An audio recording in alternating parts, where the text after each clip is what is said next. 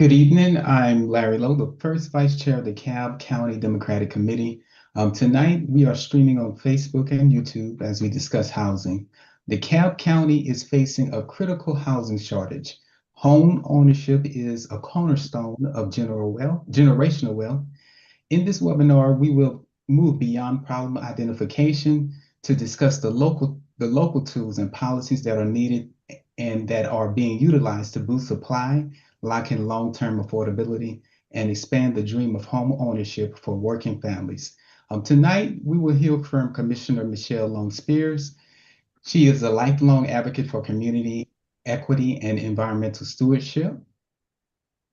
Raised in the American South, she turned humble beginnings into a purpose-driven career in service, starting at the YMCA and later founding the MP Voice, a consulting firm dedicated to advancing social impact through collaboration and resource development.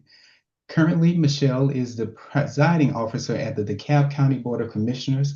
In 2022, she was elected District 2 Commissioner. Her legislative work focuses on key issues including housing, health and human services, animal well-being, arts advocacy, women's empowerment, and conservation.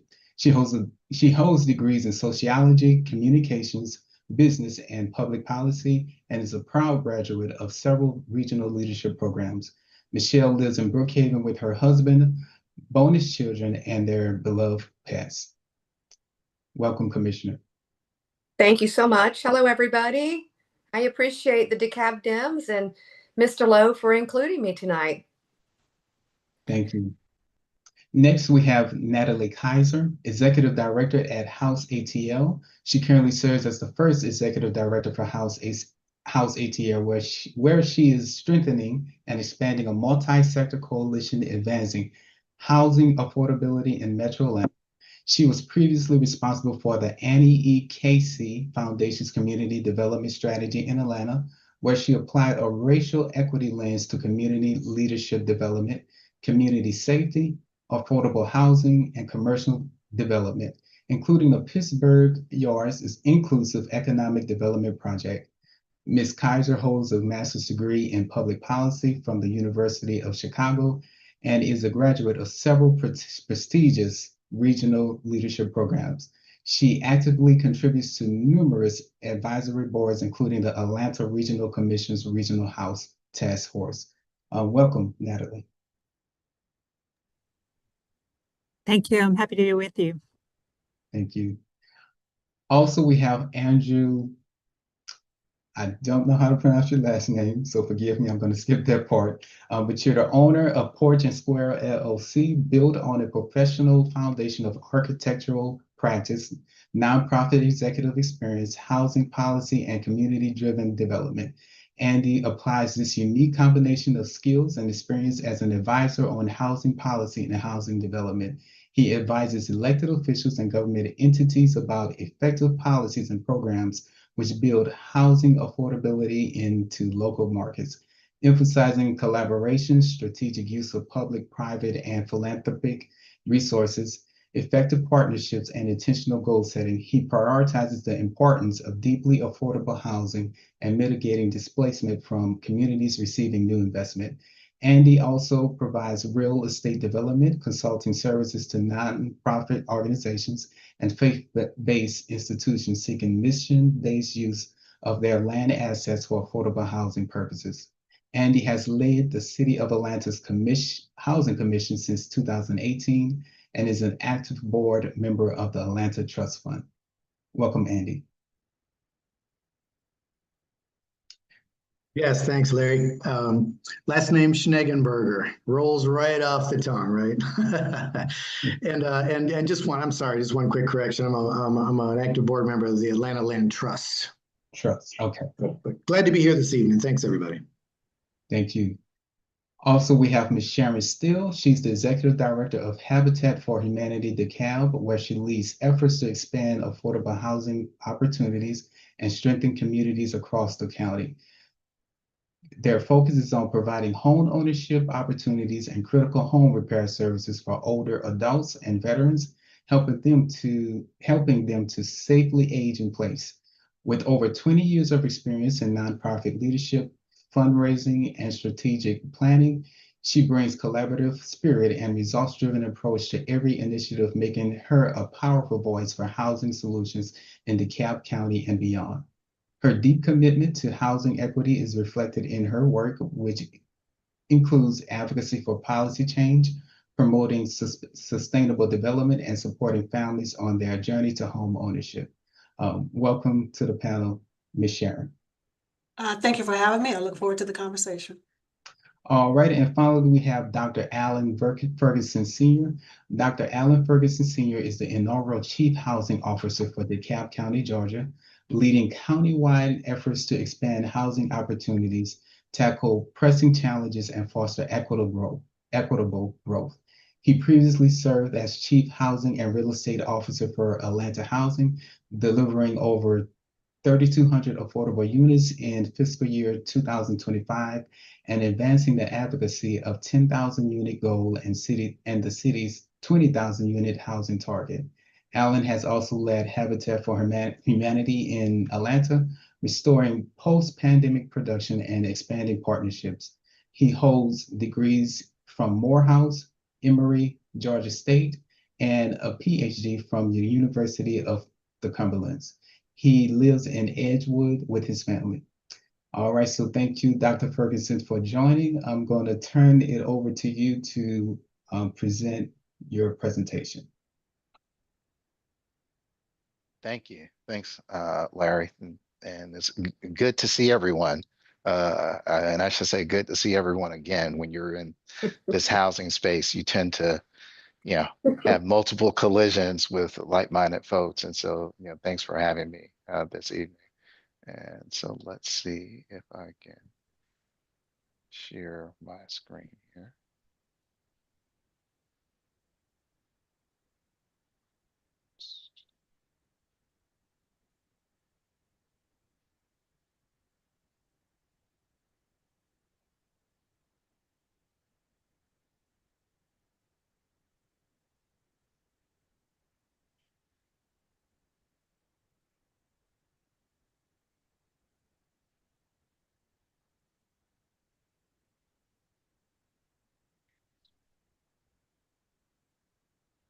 Are you having trouble sharing your screen?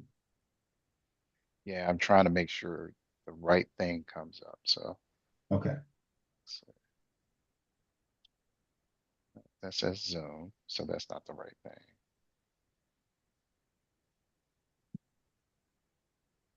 All right. There we go. There we go. All right. Okay.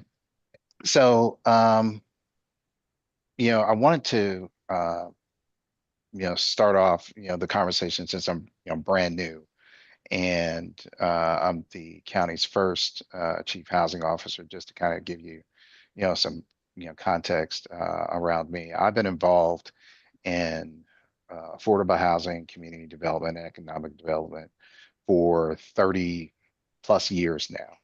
And I've done a variety of different things, and Larry's great introduction for me. He talked about some of the leadership roles, that I've had in my past. But I think one of the key things that I kind of bring to the table in this role is that I've worked in both private environments, public environments, as well as nonprofit environments, all with a nexus around, how do we, provide quality, adequate, safe, and affordable, housing for individuals and families, as well as, how do we open up economic opportunity, support economic mobility efforts, and really support, quality living environments and self-sustaining communities.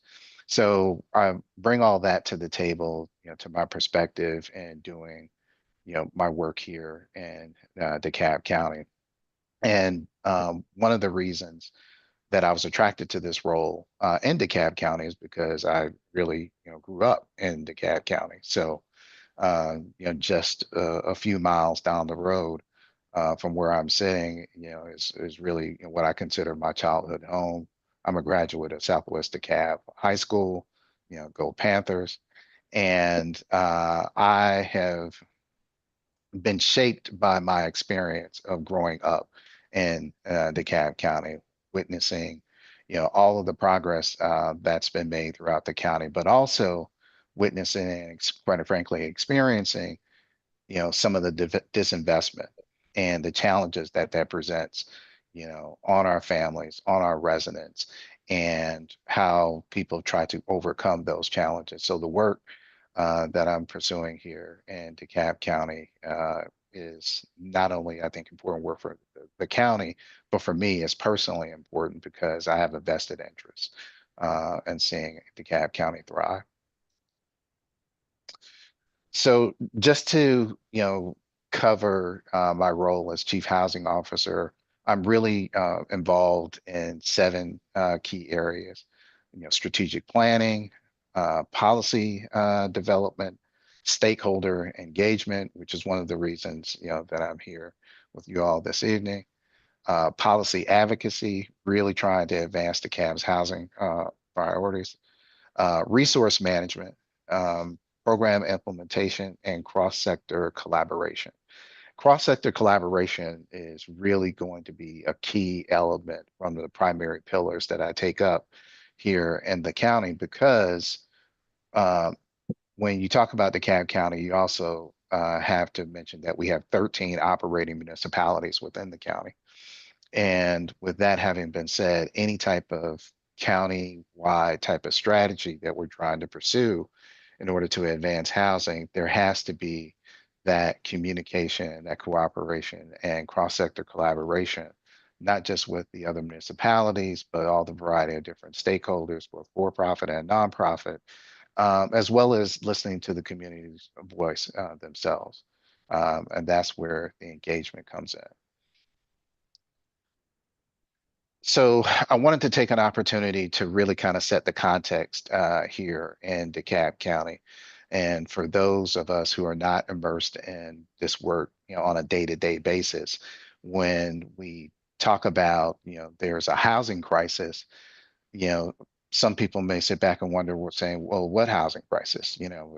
I'm living comfortably, I've got a house that I can afford, I've got a great apartment. And I love what's around me. So what are you talking about that there's this housing crisis going on? And so I'd like to take the opportunity to just kind of set the stage on some of the challenges that we're facing. So, first and foremost, the population within the county keeps rising, which is a good thing. We want more and more residents, people and people to see DeKalb County as a place of choice and a place of opportunity. So right now, our current population estimates are somewhere just north of 770,000. So, we've been growing and we've been growing kind of fairly quickly over the decades here in DeKalb County. And when you add new residents, they've got to have, want to have a place to live. But one of the challenges that we're facing is that we had really strong, robust housing production within the county. And then just like everybody else, when we went through, the period of the Great Recession, a lot of that activity, that housing production activity fell and fell, for, all the good reasons. But it hasn't quite recovered, has not recovered to the levels of production of pre-Great Recession. So we've had a lack of adequate housing supply, adequate new housing being produced, here in the county. And that's really for a variety of different reasons, from, global pressure on, construction materials to the loss of a construction workforce. As quiet as it's kept, the estimates are is somewhere between 350,000 and maybe 500,000 construction workers that were participating here in the U.S., prior to the Great Recession, are no longer here. And that's a combination of, construction going on elsewhere and that population being very mobile. But then it's also, quite frankly, some of the results of kind of tougher and stronger immigration policies, here in the United States. And so we've lost a lot of that workforce. And then, as the entire region has experienced, increase in land costs, land is in high demand. And then there's also been tighter lending conditions, in the financial market. So a variety of things have contributed towards us just not coming back up to the supply levels that we need. And then when you combine that in regards to, household incomes. So the good news is that household incomes, have been increasing here in DeKalb County. But the bad news of that story is that the price of housing has been increasing faster than incomes have been growing. So what you see is this increasing gap, if you will, between where incomes are and where home values are. And so that just pushes the opportunity for home ownership, for example, further and further, out of reach. And this is important because in the past, it was described as we were going through an affordable housing crisis. Now, I think most people are really describing it for what it is in general, as a housing crisis, because middle income families that we would normally consider ripe and prime for home ownership, because the growth in home values has exceeded what their income growth is, those home ownership opportunities have become more and more unattainable. And that shortage affects all income levels here in the county. So I also think it's important to kind of give a snapshot of where we are in terms of median incomes. So if you would have talked to a lot of industry professionals and would have said that a person making $50,000 a year would qualify for affordable housing as a single individual, they would have said, "Oh my God, you're over subsidizing people. Someone making $50,000 a year, should be able to qualify for just market rate rent, so on and so forth, and things of that nature." Well, the median income within the Atlanta metropolitan statistical area, the Atlanta MSA, has grown so much over the previous years, in part because there's been a large influx of population, sometimes from other areas, that have higher wage earning jobs throughout the metropolitan areas, particularly in some of the suburban counties. And that has really driven up the area median income. So now what you see is area median income for the Atlanta metro area is right now sitting at $114,000. And at $114,000, that represents, even over last year, a 6% increase over last year. So incomes continue to rise. And so as we have conversations and people talk about, well, affordable housing really isn't affordable because the incomes that it's serving are not what people traditionally consider, as low income.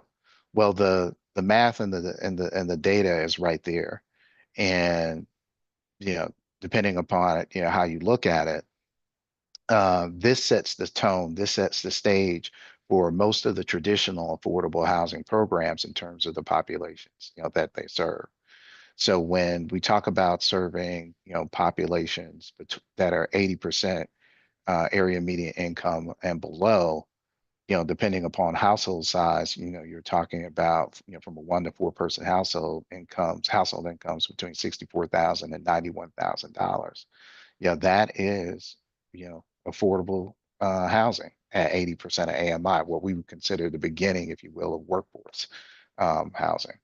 So when I, speak about, affordable housing and attainable housing affecting, families across the income spectrum, this, I think, provides a really good, indication of the types of incomes that we're talking about.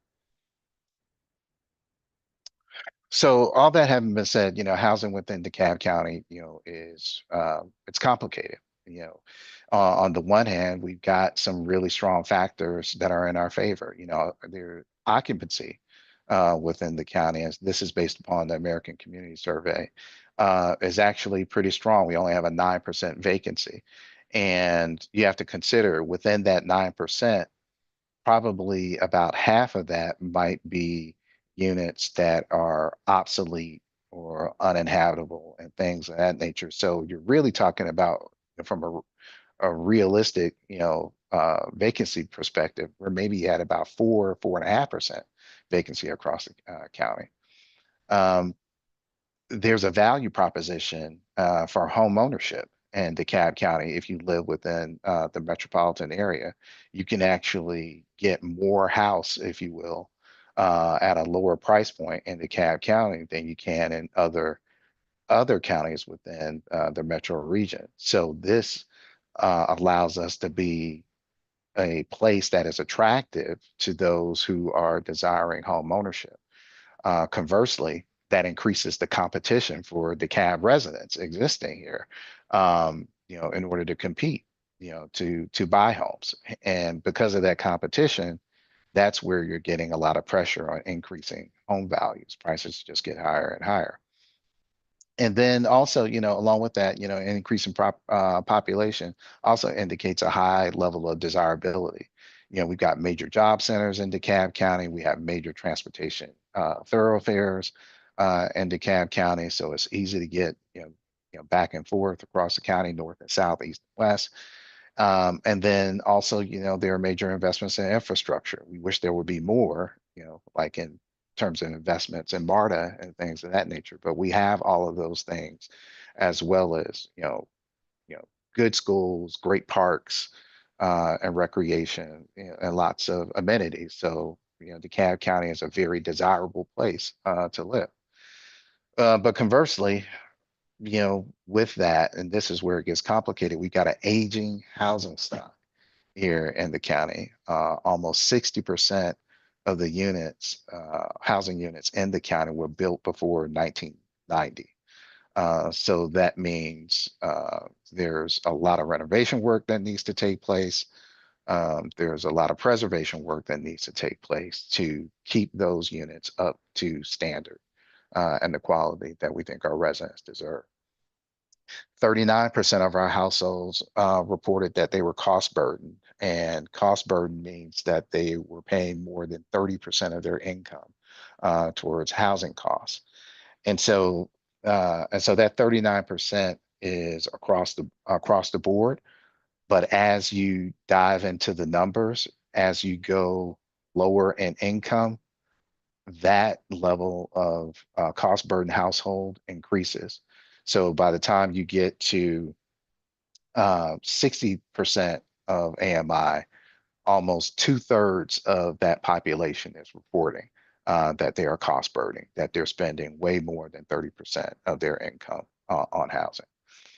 And then, relatively speaking, we have a significant amount of our population that falls into the low income, spectrum of the curve. And the result of that is when you look at median income countywide, we're about 29% below the metropolitan median. So average household income here in the county, based on just last year's estimates, is roughly around 81,000. And you compare that to the metropolitan median of 114,000. You can see how our residents really are at somewhat of an economic disadvantage towards competing. But it gets even more complicated because we even though we're one county, our demographics and actually, I think one of the strengths of DeKalb County is our diversity in population. But that diversity, in population isn't like equally, dispersed. So when you look at the demographics of the county, depending on where you are in the county, the demographics are, dramatically different. And so this is just an example of the racial majorities within, different areas of the county, as broken out, on this map visually.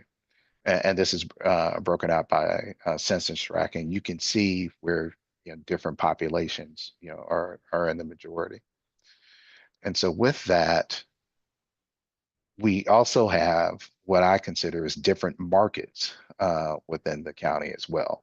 So the southern part of the county, and it kind of follows um, Highway 78, those, Covington Highway, I think it turns into Stone Mountain Freeway, whatever. But you see that there's kind of a line of demarcation in terms of home values, within the county as well. And you know, the map which I obtained from the reinvestment fund, they just launched a tool called the market valuation analysis tool that really looks at the home values, for different counties within the metropolitan area.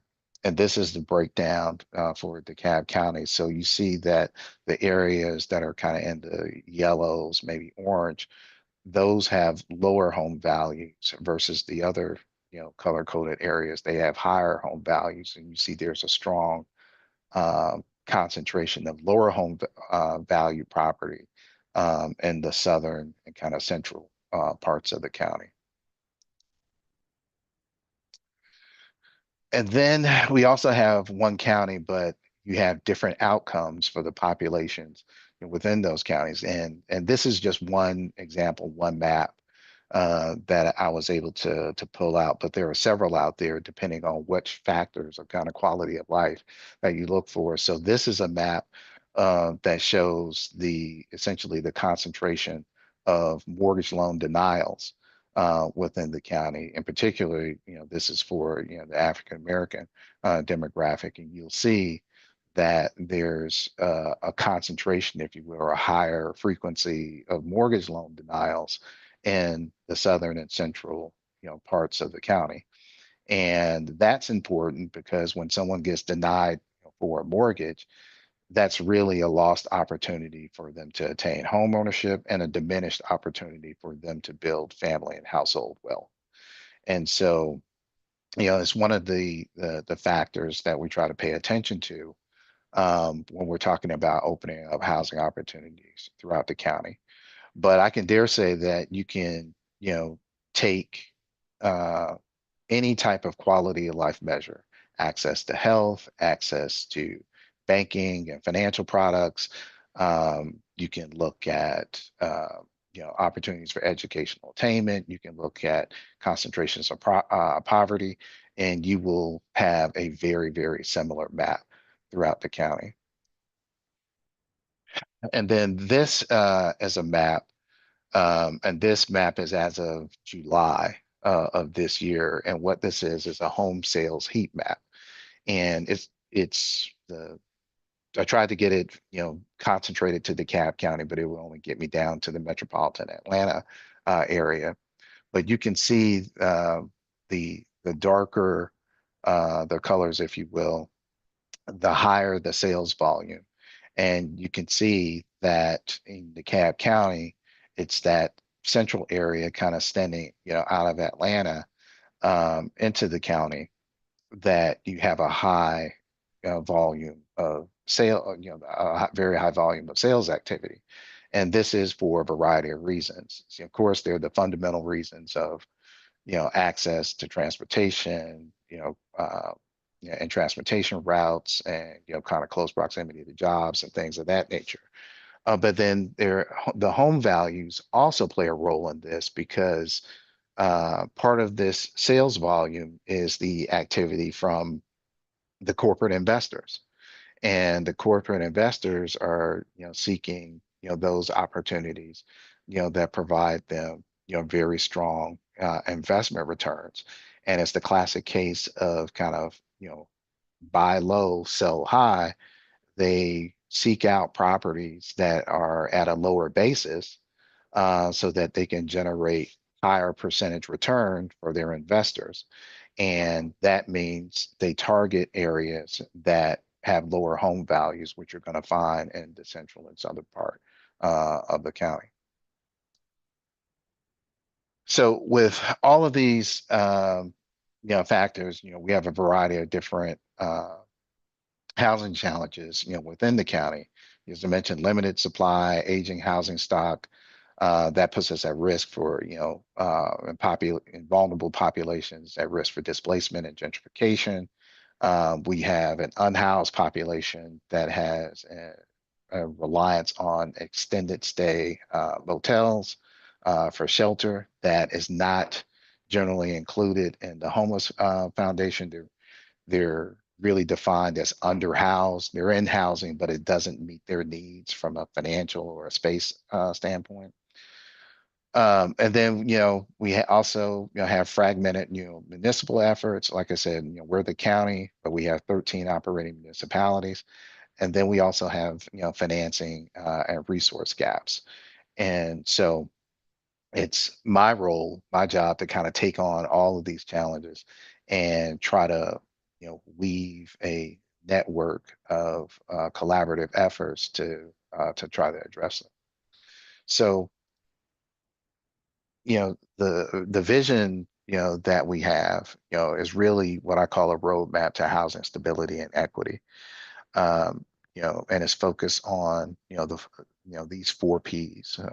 I'm a big fan of alliteration. So, uh, you know, we're going to produce, meaning, increase the housing supply, and that means affordable housing, attainable housing, and really housing, period. We've lagged behind. People don't have enough housing options. That's where you see, quite frankly, households with greater means venturing, out, to other areas of the county, bidding up housing prices because, they're getting, even for housing that they can afford, they're making the conscious choice that they don't want to commit that much of their household budgets towards their housing costs. And so they move to other areas of the county where the housing is more affordable and end up bidding up, the housing price. So we just need more housing production in the county, period. Preservation, we want to retain and maintain our existing housing stock. And so that means that when we have existing quality, affordable housing in place, we want to work with those property owners and landlords to continue to that affordability. But that's just not a blanket, type of exercise, because we do have, properties that are owned by landlords and other companies or whatever that are, quite frankly, bad actors because they're not providing quality, habitable, housing environments. And it's actually contributing to blight, it's contributing to public safety issues. And we want to make sure that we hold those property owners accountable. Protect, we're going to have an emphasis on public ownership and public stewardship of properties. And so what that means is you're going to see us become more active using, the resources and assets of the county to further affordable housing and to make sure that we, control and preserve that housing, for long-term benefit to the county and its residents. But that also means that we're going to be, very supportive, and hopefully, if things go according to plan, we'll be launching several programs to really emphasize and support home ownership, as well as, and within that home ownership space, given the age of our housing stock that I just mentioned, a really strong owner-occupied rehab effort to make sure that we can, preserve, those legacy homeowners that we do have, so they can, continue to own their homes and age in place. And then also looking at opportunities where we can explore some community wealth building models. So things such as, cooperative ownership and some other models that have, had some, type of success here in the metropolitan area. We're really going to lean into those as a way of kind of improving opportunities for community stewardship. And then promote, which is an emphasis on sound, housing policy, efficient administration, and trying to get housing developments done and address, code enforcement issues and other compliance challenges that we've had. So efficient administration. And then one thing that I think is really important is community engagement, because, just, in my history and experience, you want the community to be well informed and aware of the issues and of the challenges of the county and why you're pursuing certain initiatives and where you're pursuing them and why they make sense. And that begins with really having a very strong connection with community stakeholders, as well as, taking the opportunity, whenever possible, to engage in activities like this so that we can, have a forum where we can receive, the voice of the community, hear and understand their concerns, and also gives us an opportunity to respond on why we think, seniors housing is definitely a need and a great opportunity, and why it will work well in your area. Why we want to emphasize, greater and stronger density around areas that have close proximity to mass transportation and things of that nature. We can address a lot of those concerns that folks may have simply by engaging them and engaging in dialogue and giving them an avenue, for their voice to be heard, and not and kind of dispelling the myth, if you will, that we make decisions in a vacuum or an echo chamber. So I mentioned this, previously when speaking, but I've got a whole theory of change of the direction that I want to take in regards to DeKalb County advancing housing opportunities, and it's around connection, capacity building, and creation. So connection is really aligning efforts across the county and the cities and our partners to make sure that we're all, to the greatest extent possible, kind of singing from the same page of music, understanding people will play different instruments and they will sound different. But at the end of the day, ultimately our goal is to create quality, sustainable environments and communities, for the residents of DeKalb County. Capacity building, leveraging our internal expertise. We've got a tremendous amount of internal expertise here in DeKalb County, but we also have a tremendous amount of nonprofit capacity that's out there that, in some cases, they could use some assistance, they can use some support in order to really work alongside the county in order to advance, the county's goals. And so we want to make sure that we build capacity within our, active nonprofits as well, so that they can be aligned and help us do this work. And then, creation, speaks for itself. We want to produce and preserve housing, using as levers, our land, public owned land, financing tools, policy, and where it's needed, our redevelopment powers in order to affect and create change and to provide more housing opportunities. So near-term activities, things that we're actively involved in, we're have the launch is on my calendar for the notice to proceed meeting. I didn't even know there was such a meeting, but we're launching the comprehensive housing plan. And so, I have to give thanks to our board of commissioners, saying that, we've had a number of studies, over the years, but it really doesn't look like we've actually had an opportunity to have a comprehensive housing plan.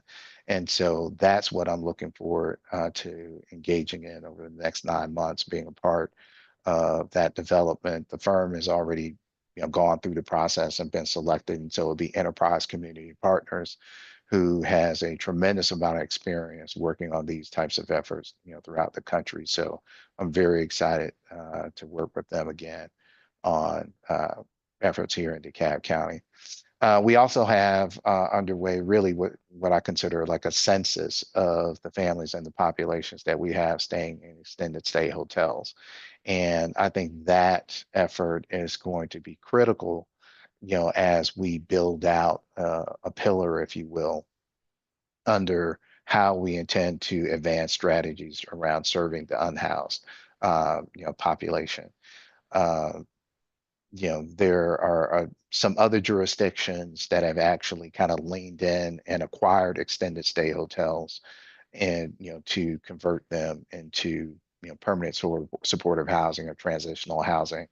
And I'm not saying that that is not an option for, DeKalb County, but I think once that study is completed and quite frankly, it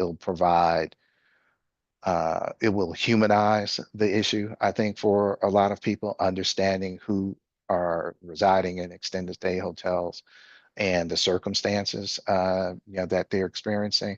I think it'll give us a lot of momentum for leaning into that space and trying to work uh, with those existing property owners, as well as our other county agencies and departments to come up with a strong strategy on how we work with the unhoused population in that space.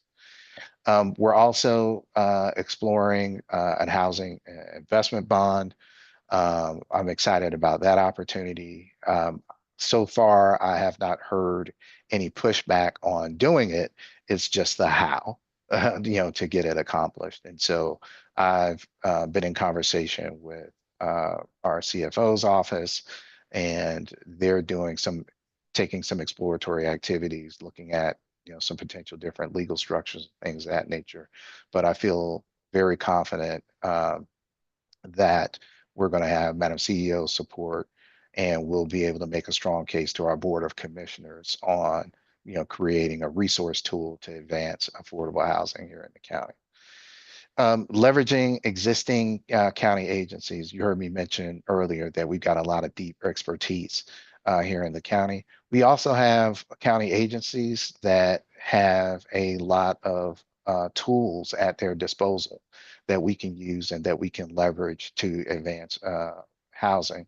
And so, the Housing Authority of DeKalb County, under Pete Walker's leadership, has done, some amazing things, including the formation of the Housing Development Corporation, which is their development arm that has a fantastic track record and a lot of capacity. And then as well as, Decide DeKalb, the Land Bank Authority. I actually just met with them. The DeKalb Regional Land Bank Authority just met with them this morning, and they're now getting reinvigorated and leaning in to being active.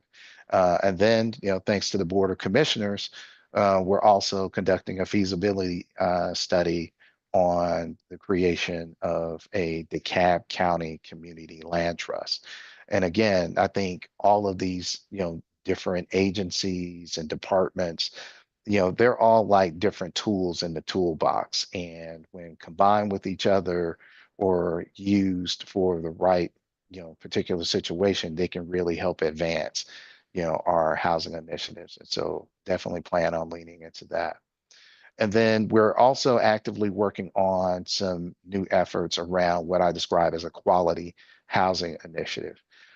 So with our aged housing stock, it won't come to any surprise to anyone that we've got a number of properties that have been neglected by their owners. And they become not just a sore site in our neighborhoods and communities, but they become a source of blight.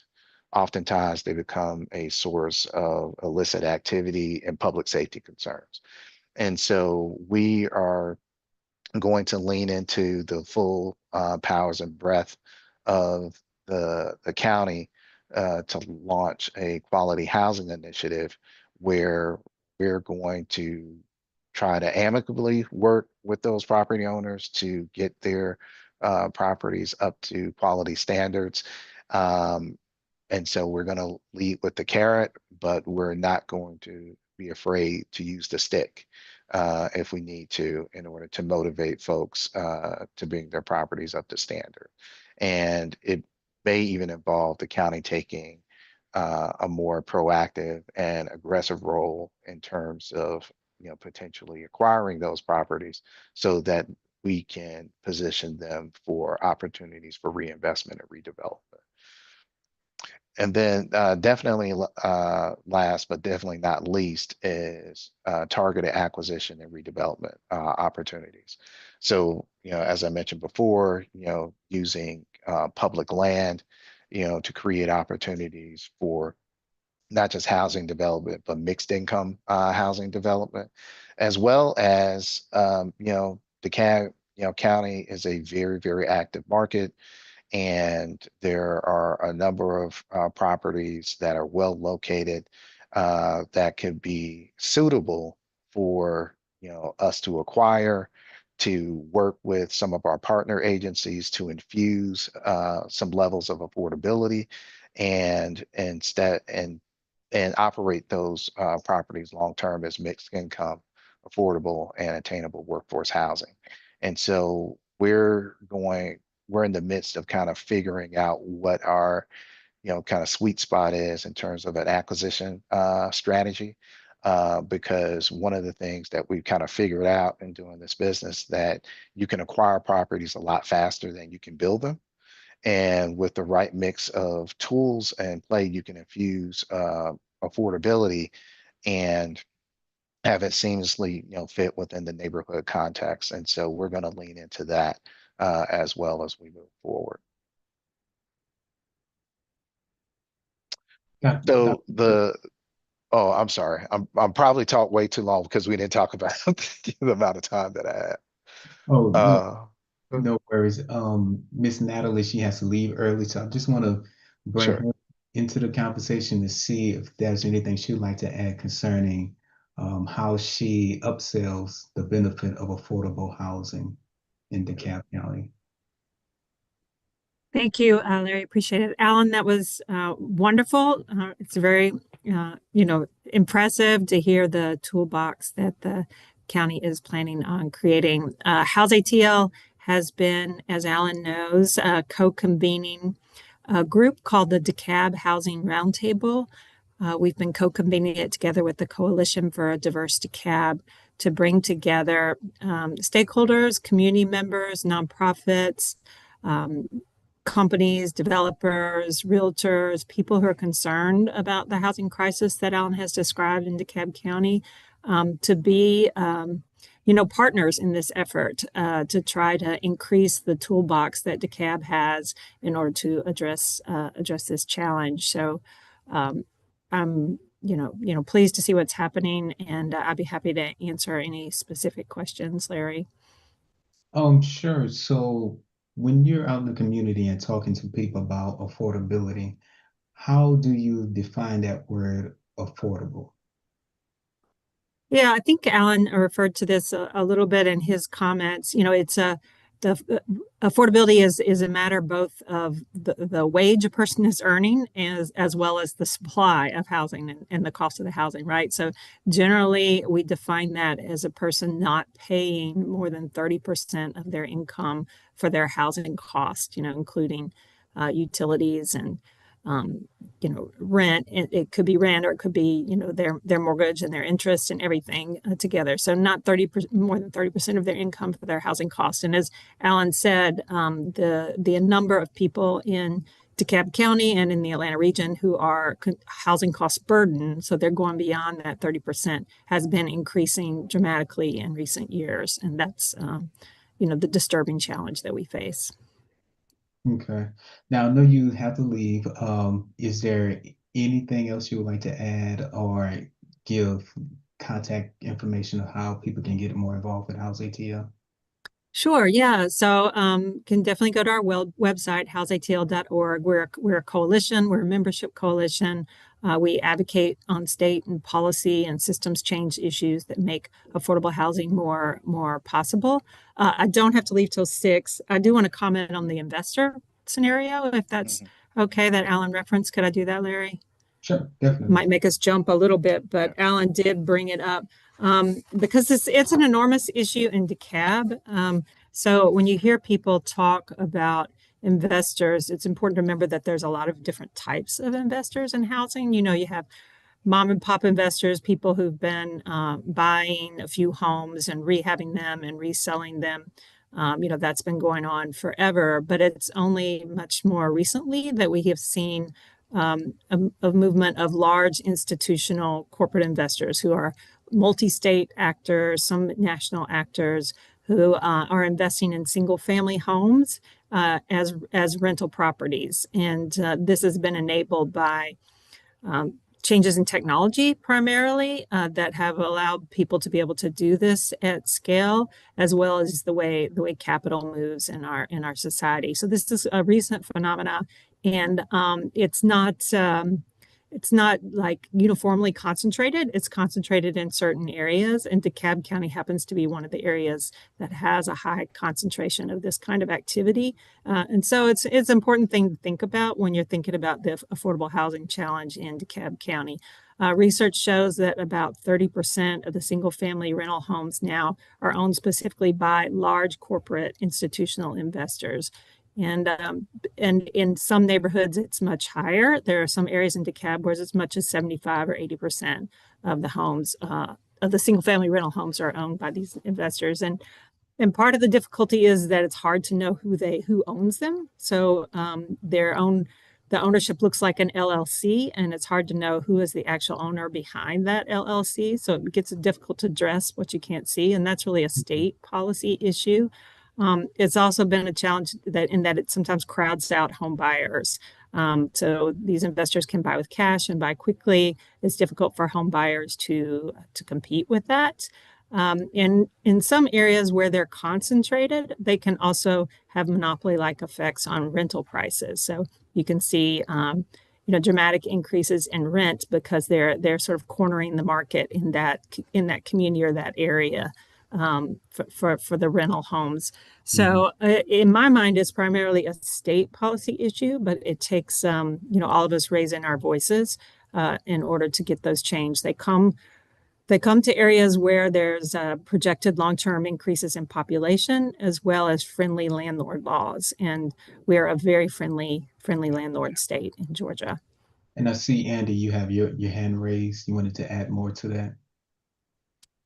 Yeah, thank you, Larry. That was exactly the point I was going to make really quick, was that Georgia law is particularly friendly to landlords. And that's one of the reasons why the metro area is targeted so much by these investors, is because they know that they're very lax laws. And it's there's still a lot of land value to gain. And so it's, between those two things, as Natalie mentioned, it's a very attractive place to buy properties. So Commissioner Michelle Long Spears, when you work with the delegation concerning private investors, what are some of the things that you sort of advocate for to help solve that issue? So when I work with the DeKalb delegation related to this issue? Yes, ma'am. Is that what you mean, sir? Yes. I have not. Yeah, I have not worked with the DeKalb delegation related to this issue. However, it is an issue that we'll be exploring on our legislative agenda next year during the 2026 legislative session. And I can certainly provide to you at a later point in time, I can email it over, our legislative agenda, which does touch on this issue. It is certainly concerning. I believe that both Natalie and Andy were able to provide a broad response to the question that we received in the Q&A.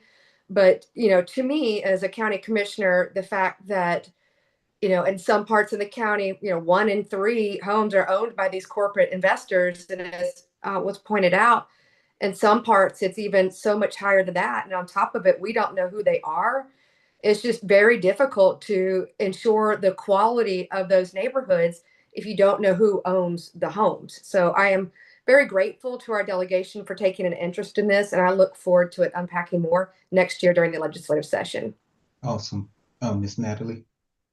I just wanted to raise one state policy issue that we've been working on is the state of Georgia has a ban on what are called rental registries, which means DeKalb County and other local governments cannot keep a database of who owns what rental property in their county. So we can't have a database of that identifies ownership for purposes of public safety, for code enforcement, for emergencies that arise, or even for tenants, just to know clearly who owns their property beyond the app that they have to use to pay their rent and their late fees.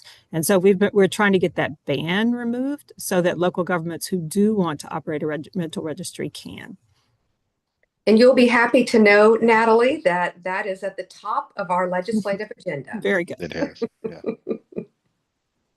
All right, I'm gonna skip to this question. DeKalb has a missing middle gap and is currently undergoing rezoning.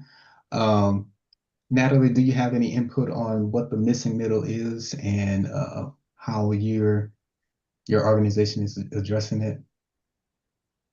When we talk about missing middle housing, sometimes people talk about the missing middle kind of income area, but when we talk about missing middle housing, we're typically talking about housing that's between single family and large multifamily rentals. So it might be duplexes, triplexes, quadplexes. It could be accessory dwelling units, but it's basically kind of those alternative housing types that have been reduced as we have changed to more uniform zoning codes. So you go to some parts where you have older housing in DeKalb, you'll see a variety of housing types in a neighborhood that might include some of those. But in other areas that are newer, you'll see more uniform housing types. And we've lost housing choice by losing some of those missing middle housing types because families, households comes in all different shapes and sizes, and people have different desires and interests. And so it's important to restore some of that choice, we think. I also like to give a shout out to Decatur. Decatur has adopted policy and zoning changes to reintroduce some of the missing middle housing, the duplexes, triplexes that Natalie just referred to, and their single family residential zones. And so I'm very excited that one of our cities in DeKalb County, our county seat, has been so aggressive to change that.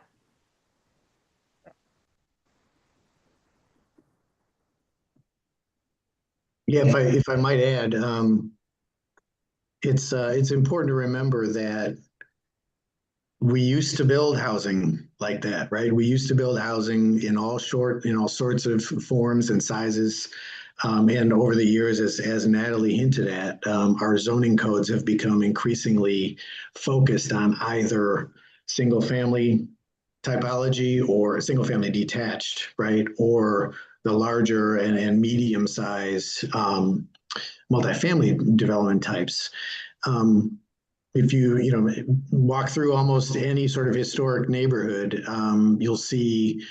I've been talking, back that was developed in the 40s, 30s, 20s, right?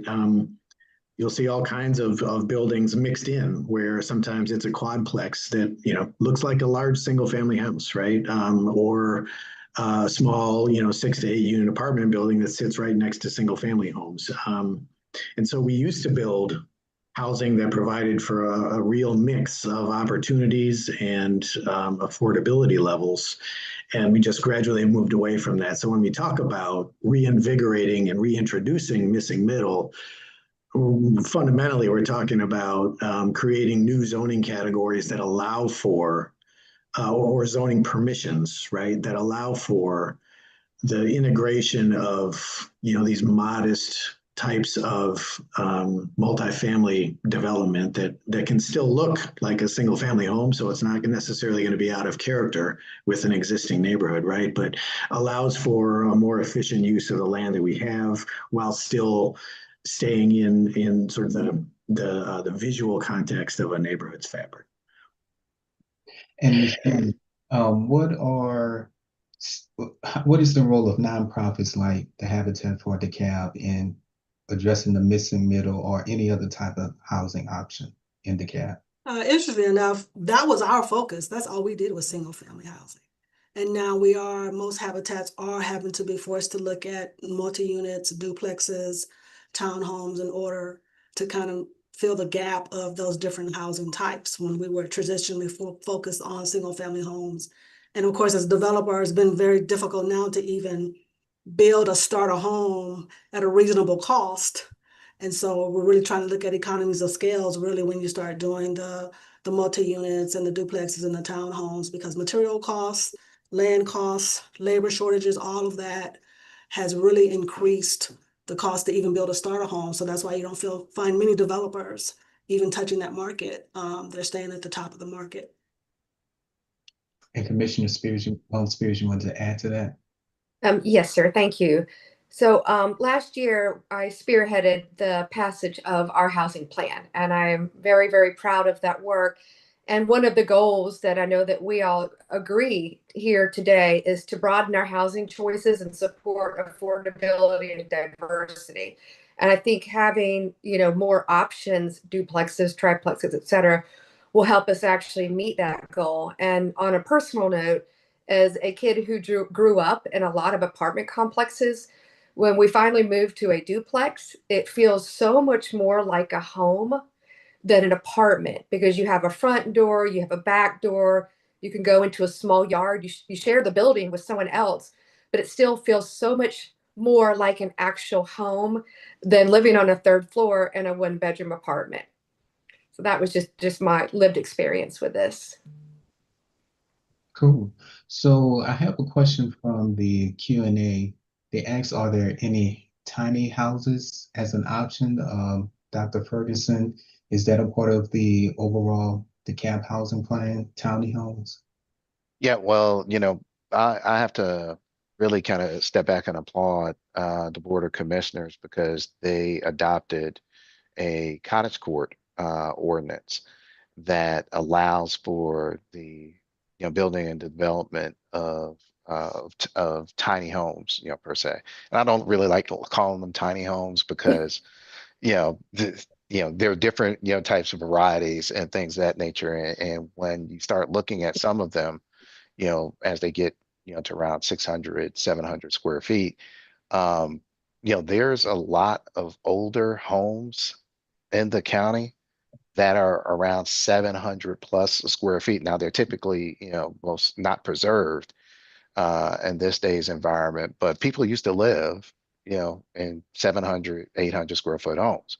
So all that having been said, there's an ordinance in place that allows for that. One of the things, that, I would take a look at is seeing, under what types of conditions can that ordinance be expanded? Because I really think that tiny homes could be, and I'm calling them tiny homes now, Cottage homes. but I really think that they could be a great neighborhood-friendly solution for allowing seniors to age in place in their own communities.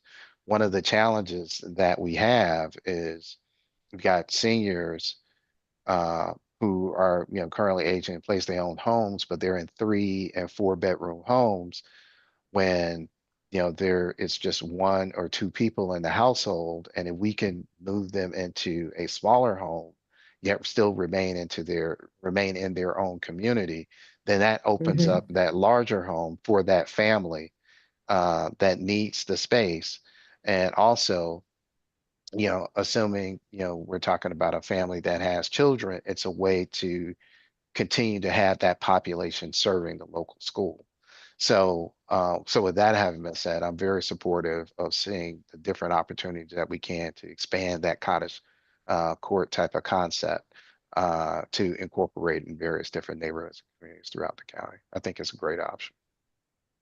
Andy, you wanted to add? Yeah, I can say that that there is a cottage court zoning category that's in the ordinance. At the same time, it's also very limited in its applicability and where you can actually employ it for development purposes. So that I mean, to Alan's point, right? That's one of the things that could certainly be looked at in terms of how it can be tweaked to be able to be used in more settings, in more places, in more locations, and on more different types of land sizes. Cool. I also wanted to bring up, whenever I shared information about this event, there was a lot of pushback about we have too many apartments already. We need to increase housing. And then there's the other side in which people say rent is high. I need to have more availability as far as rent or some type of rent control. Um, can um, can y'all talk about the impact of the lack of housing impacts renters' ability to find affordable place to rent? I know we briefly talked about the missing middle, but can we make the correlation between the missing middle and the lack of uh, inventory for renting being available? Um, Miss Commissioner Michelle Long Spears, do you have any input on that? I do. I think Dr. Ferguson is probably, as our chief housing officer, the right guy to respond to that. But I can certainly chime in afterwards. Well, yeah, certainly. So, um, so having more available rental is definitely important, and it's important to the housing, ecosystem. Because when you have a lack of rental options, what tends to happen is um, folks will, for lack of better description, they start, moving down the curve. And so think that most renters, they want to be in, what they call class A, apartments. They want to be in nice apartments that are in the best locations. And when those, apartments are full, there are not enough options there at that level, then they start to migrate. So they'll move to class B, which could still be very, nice apartments, but they're in, just different locations that may not have as good as access to amenities or services or transportation routes and things of that nature. Um, and so what it does is that by not having enough rental options, it really creates pressure throughout the system on rising rents and rental rates because the competition for those units, the demand for those units has been increased. And so, so we need more rental options. We also need, quite frankly, more tools and more resources to convert, uh, those renters and those who do have means and household stability, into more home ownership opportunities as well, so that they can actually have an opportunity, to instead of using, their income, towards rent, they can use their income towards home ownership, and they can Mhm. start to build wealth and an asset. And for some, renting is a lifestyle choice. You go to other parts of the country, and renting is a way of life. They rent, people rent their apartments, for their entire lives. Here, in the South, renting has been considered more of an interim type of option until you get to a home ownership opportunity. And so I really think we need to emphasize both. But the bottom line is we just need more housing options, period, to serve the marketplace.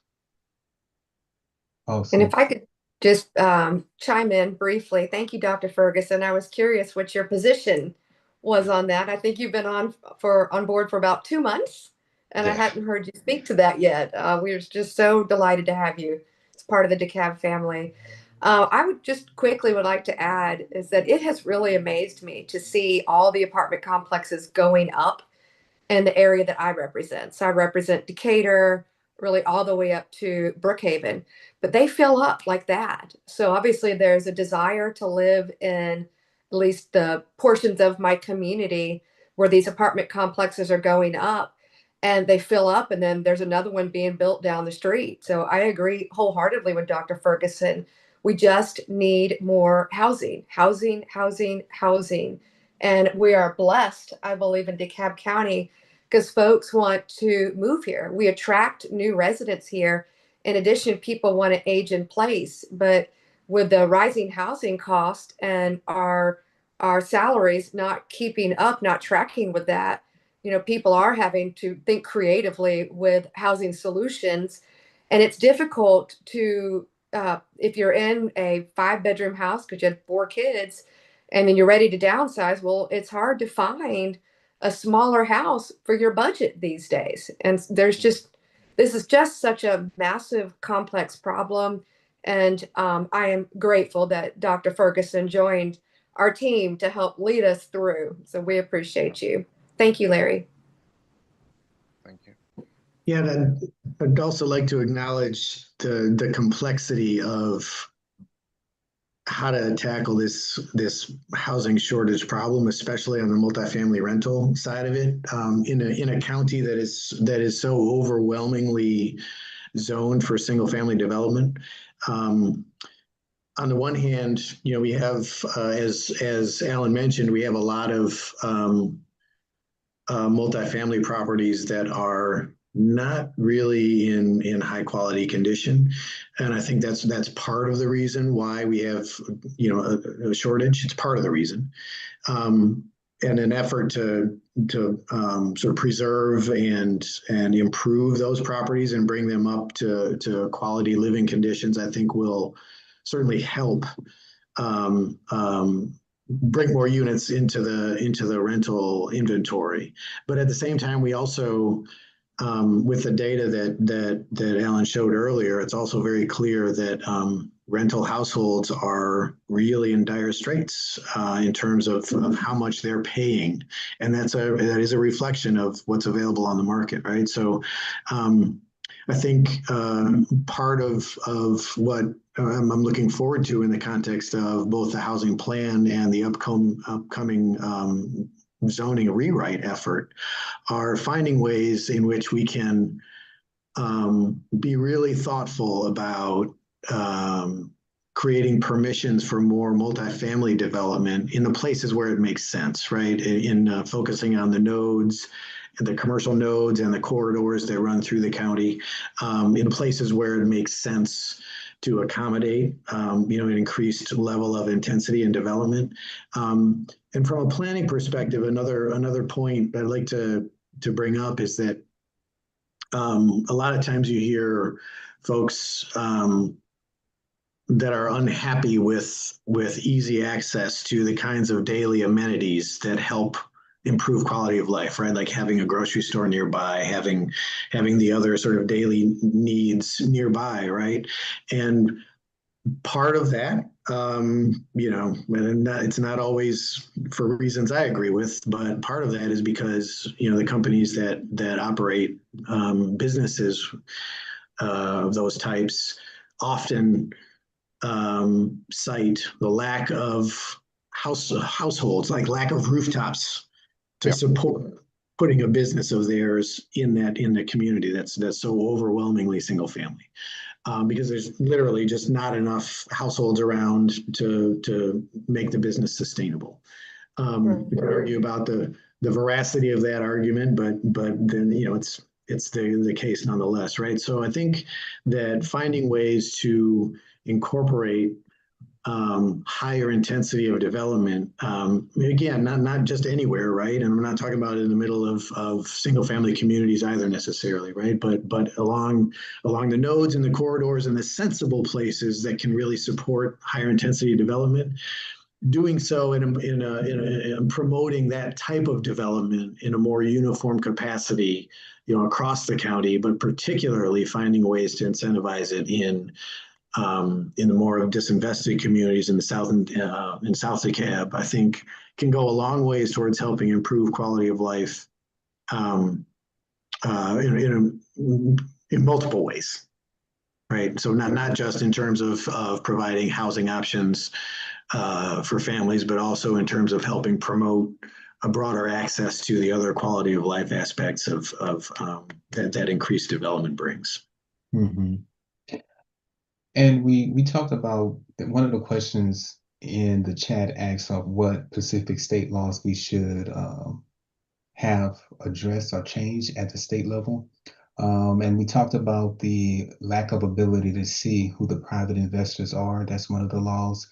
Ms. Sharon, in your day-to-day work, is there any other law or any other policy that advocates should push for at the state or even at the county level? A lot of our concerns are around zoning reforms and minimum housing size. As a habitat builder, we typically do not build very large homes. We build your modest, typical first starter home. And in order for nonprofit developers to even make a dent in this market, we need a little wiggle room around some of the challenges around some of the zoning and the variance process. So if there's some way to loosen some of those restrictions, maybe do some administrative waivers, that those builders that are trying to meet that market that is 80% and below, to really service them, to have some kind of waiver that has that affordability piece tied to it, that we can serve those constituents. Because right now it's a long, arduous process to build smaller homes in DeKalb right now.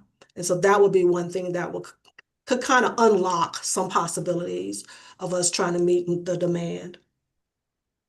Because I can tell you, even our last application process, when you guys start talking about the investors, have you ever seen one of those investors' lease agreements? They're about 50 pages long. And it's been a long time since I've had a lease. But this last process, we had a number of applicants that are definitely renting homes from some of these investors. It is unbelievable. The rents that they're paying, as well as the documentation that they have to deal with, and trying to maintain. I like to get things down to where the rubber meets the road sometime. And so when we talk about this affordable quotient of 30% of income, you're talking about somebody in that 50% range that's what, $57,000 a year. So they probably should be paying more than $1,400 for their expenses for housing. That's almost impossible in this market. Yeah. And so trying to figure out how to make that happen, along with some incentives and some subsidies that allow nonprofit developers to build more. And Dr. Ferguson, you wanted to add to that? Yeah, I was just gonna echo, Sharon's point in that some of the lease agreements are so onerous, and there are also additional costs that those renters incur, because some of the things that if you were in a traditional apartment would fall as the landlord's responsibility, such as maintaining the grounds, certain, kind of, minimum repairs and things of that nature of the unit. Some of those leasing contracts, they place those types of things on the back of the renter. And so, the renter then becomes responsible for kind of routine, home maintenance things that, a typical multifamily landlord would be responsible for maintaining. So there are some additional costs that are incurred that are not exactly outlined or spelled out, that probably, we should advocate for kind of a full, simple disclosure of everything that a renter is paying for when they decide to, to rent, one of these units. I think that's one of the things that can be advocated for in this instance. And Commissioner, I know you have some legislation about the sizing of homes. You wanted to add to the conversation? Sure. So yes, we have been exploring reducing the minimum square footage for R75 and R85 properties to 1,400 square feet. Dr. Ferguson has weighed in on that issue, I believe, just in the last couple of days. So he might be able to speak to that proposed local legislation. I'll continuing to advocate for it. There's been a lot of questions around affordability and enforceability as well. So I'm still on this journey, and I again look forward to working with the commissioners on it. A couple of other at the state level legislative items that I'd like to propose that perhaps our DeKalb delegation or the General Assembly as a whole could consider. And the first one is enacting state legislation for new revenue for local housing trust funds, which would empower localities with state legislation authorizing the levy of new or additional fees or taxes for dedication to a housing trust fund. Second is increasing resources to prevent homelessness. We have continued to grapple with this issue, and it's not just DeKalb, not just Metro Atlanta, but all around the country. And so increasing funding is really, really needed for these Georgia Housing Voucher Program to provide the wraparound services and housing vouchers for people who are experiencing homeless and those specifically with severe and persistent mental illness issues that they are dealing with. Another possible item that our DeKalb delegation could consider is appropriate budget surplus to State Housing Trust Fund. And in response to the housing crisis that we have all talked about tonight, we're all incredibly concerned about, is a redirection of housing initiatives to the state level with the reduction in federal housing investments, which is a substantial allocation from the state budget surplus to the existing Georgia State Housing Trust Fund for the homeless.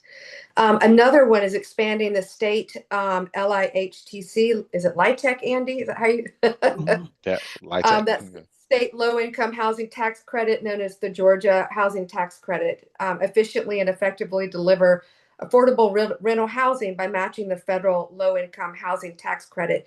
That's something that Andy can talk more in detail than I can. It's just something that, quite frankly, makes sense to me. And certainly repealing the rental registry ban, which we have already discussed tonight. And if you would allow, Mr. Lowe, Andy could probably go into a little bit more detail on the LIHTC item. Yes, Andy. Yeah. So the LIHTC program is actually a federal program run by the IRS that enables corporations, usually large, very large corporations, to purchase tax credits that reduce their tax burden. And the purchase of those tax credits actually directly funds construction of multifamily affordable housing. It's an incredible, so each state is given a certain number of credits to support the program in their state. The program is administered in Georgia by the Georgia Department of Community Affairs. And it is a incredibly competitive process. It's very difficult to get an award. So part of what I think the advocacy around expanding the LIHTC program is advocating for an expansion of the tax credits that are available. There's also a mirror program that the state does operate that uses the state's bonding capacity to augment the tax credit program. That program used to be open for any developer that had a decent project, right? They could apply for those state credits, but that has also recently become a competitive program, and it's very, very, very difficult to get an award. I think Pete Walker, the CEO of the DeKalb Housing Authority, mentioned that DeKalb gets maybe 2 to 4 project allocations a year for the whole county.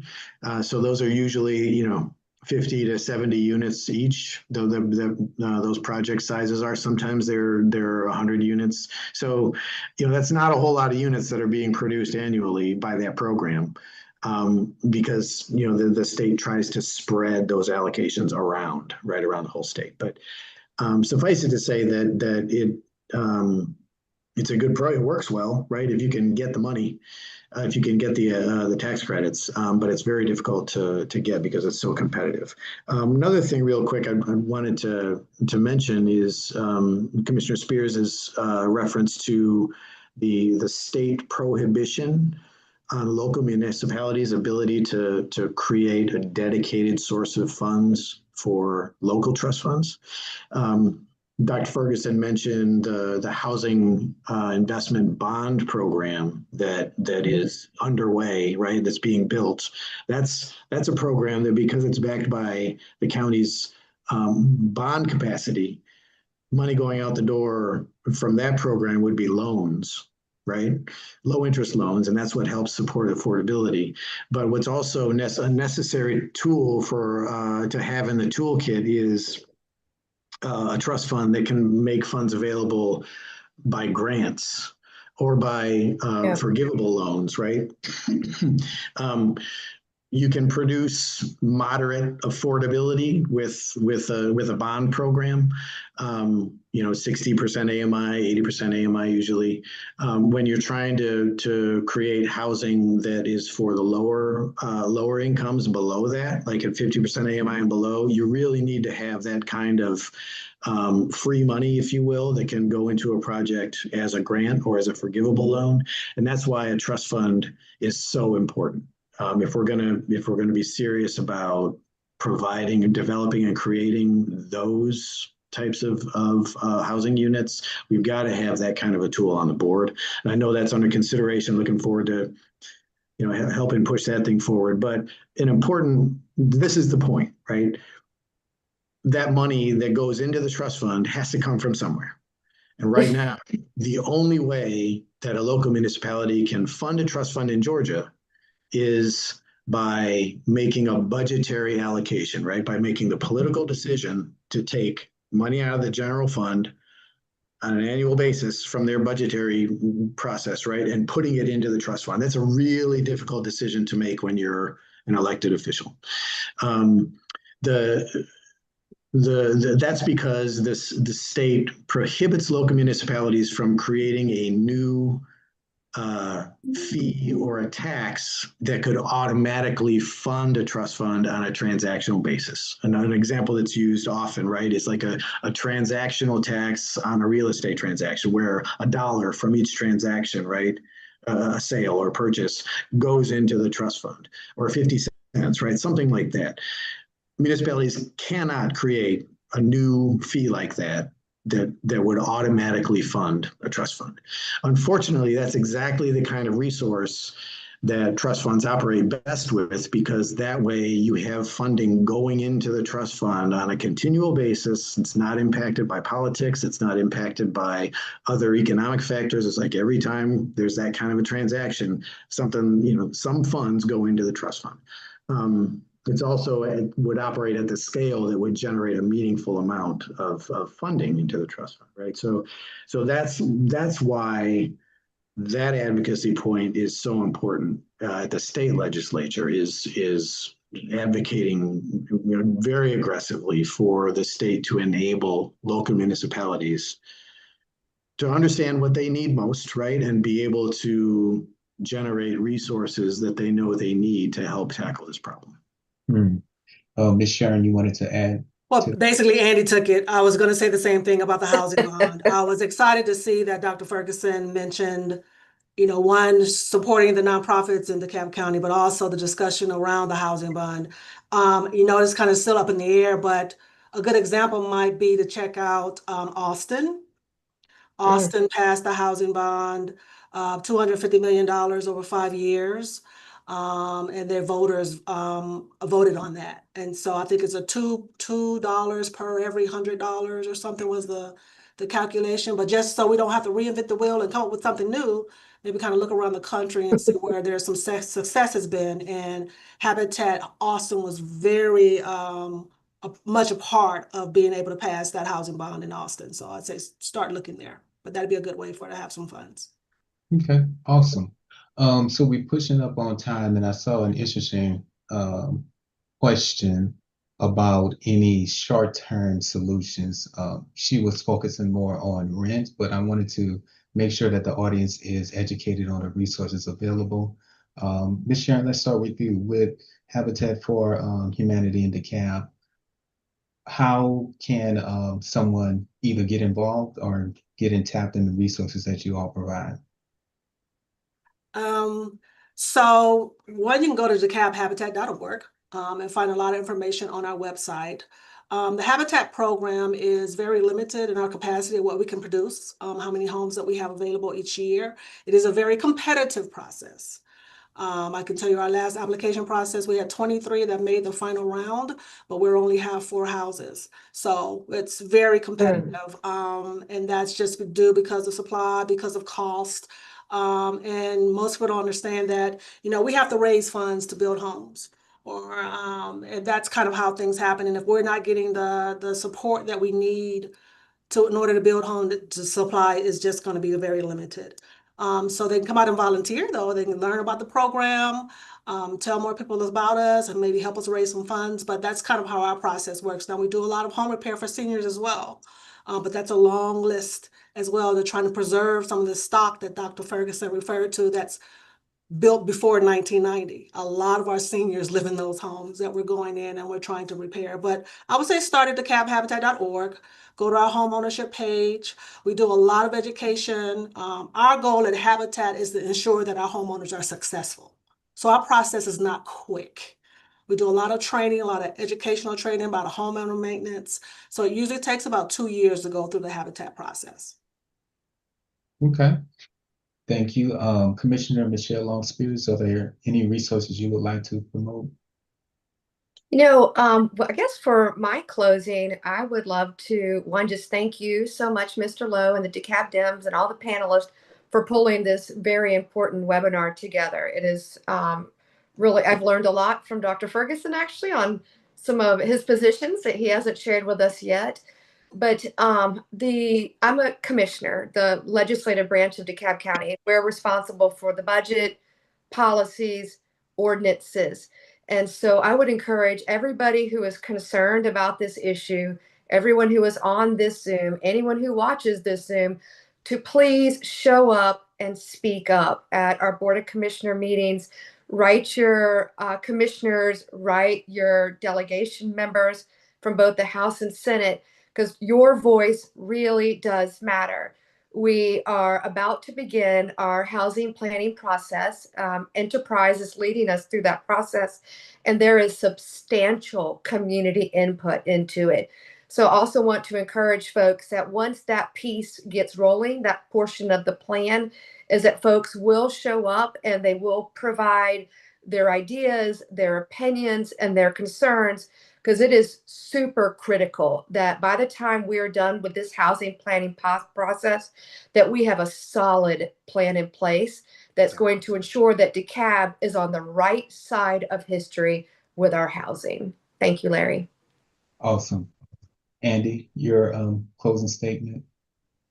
Yeah, thanks, Larry. I'm not one to blow smoke or kiss the ring, but I want to acknowledge how important and how what a substantial move it is for the CEO to hire Dr. Ferguson to create this position. He's a great hire. And like I said, Ellen, I'm not just blowing smoke, right? I mean, I say this with a tremendous amount of respect and admiration and excitement, right, about what's before us. DeKalb County has never focused on housing. They've always relied on the housing authority to handle any housing issues. Housing Authority is a fantastic organization, but clearly it by itself cannot solve the problem, right? And so it's so encouraging now that for the first time the county will have a housing plan.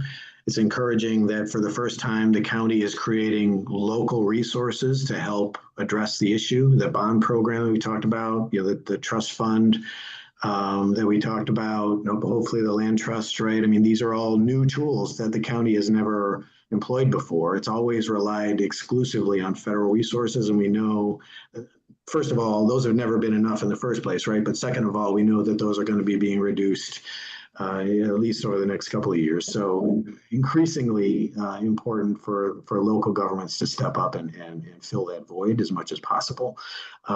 So I will say that I'm very excited about where things are and the direction that the county is now taking. I think both clearly at the administrative level with the creation of the chief housing officer position, but also the fact that commissioners like Commissioner Spears are increasingly paying attention to this issue and wanting to get things done, right? So I'm very happy to be plugged in and to help move things forward as I can. Thank you. And finally, Dr. Ferguson. All right, thanks. Well, first of all, Larry, thank you so much for the invitation, to join this panel and engage in this discussion. And, thanks, to my, fellow panelists. I'd say that, I've, kind of landed, amongst my people and amongst my village around here, because we all, know and understand, the importance of housing. And, really what I would, uh, really try to import, to people, and everyone, listening and participating, is that, uh, the issue and the concern around housing, it affects all of us. And even though you may, sit and you may reside in, a safe and secure and stable housing situation, the fact that others don't definitely has some type of impact on your quality of life. And so when you go to the grocery store and they tell you, they don't have all of the registers open because they don't have enough employees there. When you go to a restaurant and they've got a limited amount of servers, you know, that sometimes is tied back to a lack of available quality affordable housing in close proximity. When you talk about uh, your community and being able to have those amenities and services close by, as Andy mentioned, sometimes these business decisions are made by how many rooftops are available in the immediate area. And so all of those things, all of those types of decisions affect everyone's kind of quality of life. And they all have a nexus around where people choose to live, work, and play. And that involves housing. So, I encourage everyone, to use your voice, come out as Commissioner Spears mentioned, participate in the public forums, as we make announcements on the upcoming, community engagement program that we're going to have as a part of the comprehensive housing plan creation. Your voice is going to be important, and it will be heard because we want to hear from every aspect of the community, whether you own or rent, whether you live north, south, east, or west, within the county, and no matter what your income is, what are your housing concerns, so we can take that, as we really try to, plan and advance for the future of DeKalb County and opening up housing opportunity for everyone. So I thank you for this opportunity, and I And appreciate it. Larry, let me say, I felt like I left everyone with bleak expectations from Habitat DeKalb, but do know that we also are forming relationships with lenders, that those that we can't serve, that we really see that has potential. We're actually doing one on November the 13th, where we're having a couple of lenders that work with affordable housing and other developers to come and talk with our homeowners, because they really need a trusted place to talk to someone about what this process looks like. And so just remember, DeKalb, we do not, you just don't wake up and become a butterfly. Growth is a process. So I just want to end on that with some little bit of hope. All right, thank you, Ms. Sharon, and thank you to all the panelists for joining us tonight, and also the attendees and the people who are watching online. A recording of this webinar will be available for viewing and sharing on our YouTube channel. Please visit DeKalbDems.com to discover ways to stay engaged in our activities right here in DeKalb County. As a reminder, early voting for municipal elections and the statewide Public Service Commission will held through Friday, October the 31st. Election day is Tuesday, November the 4th. And if there is a runoff, that election will be held on December the 2nd. Finally, it was a pleasure for DeKalb Dems to present this information to you tonight. Thanks you all for joining, and we wish you all a great evening. Good night.